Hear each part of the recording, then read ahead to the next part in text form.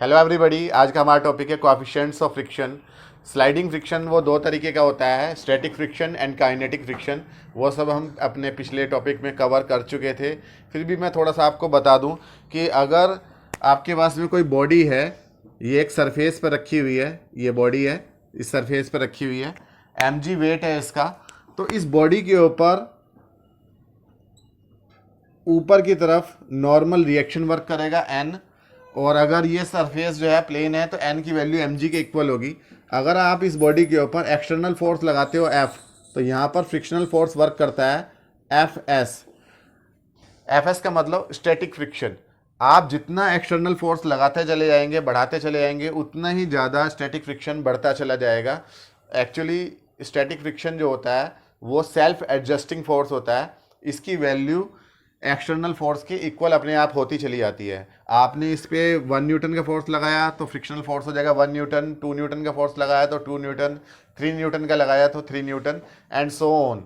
लेकिन एक लिमिट तक ही स्टैटिक फ्रिक्शन बढ़ता है, और उस लिमिट से ज़्यादा अगर एक्सटर्नल फोर्स आप अप्लाई करेंगे तो ये बॉडी मूव करना शुरू कर देती है। तो वो जो लिमिट है जहाँ तक ये फ्रिक्शनल फोर्स बढ़ सकता है स्टैटिक फ्रिक्शन, उसी को हम बोलते हैं लिमिटिंग फ्रिक्शन।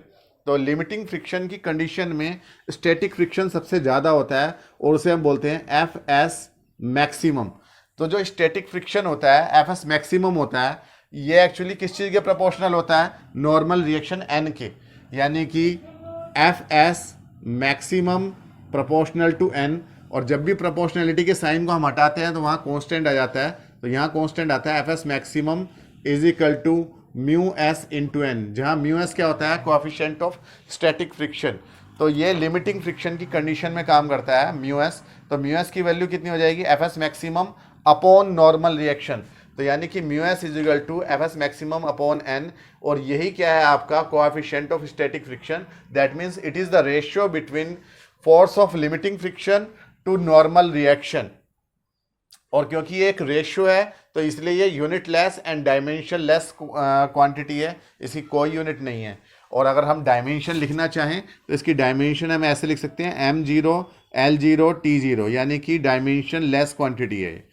उसी तरीके से अगर किसी बॉडी के ऊपर एक्सटर्नल फोर्स बहुत ज़्यादा आपने अप्लाई कर दिया है, F की वैल्यू काफ़ी ज़्यादा है कि बॉडी चल पड़ी है, मोशन में आ गई है, स्लाइड करना शुरू कर दिया है, तब यहाँ पर जो फ्रिक्शनल फोर्स वर्क करता है उसे हम बोलते हैं काइनेटिक फ्रिक्शन एफ के।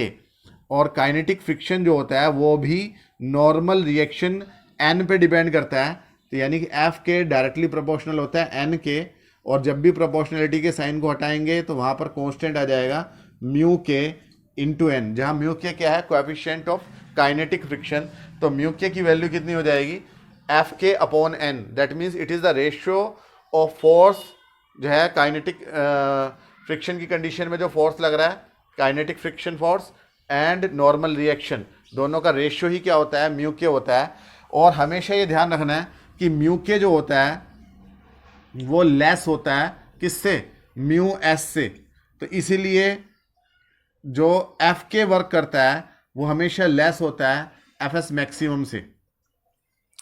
यानी कि जब बॉडी काइनेटिक कंडीशन में होती है, यानी कि मोशन शुरू हो जाता है, तब जो फ्रिक्शनल कोएफिशिएंट होता है वो कम होता है, और जब बॉडी रुकी हुई होती है, लिमिटिंग कंडीशन होती है, तब फ्रिक्शनल कोएफिशिएंट ज़्यादा होता है। तो काइनेटिक फोर्स भी, काइनेटिक फ्रिक्शनल फोर्स भी कम होता है स्टैटिक फ्रिक्शनल फोर्स से या लिमिटिंग फ्रिक्शनल फोर्स से।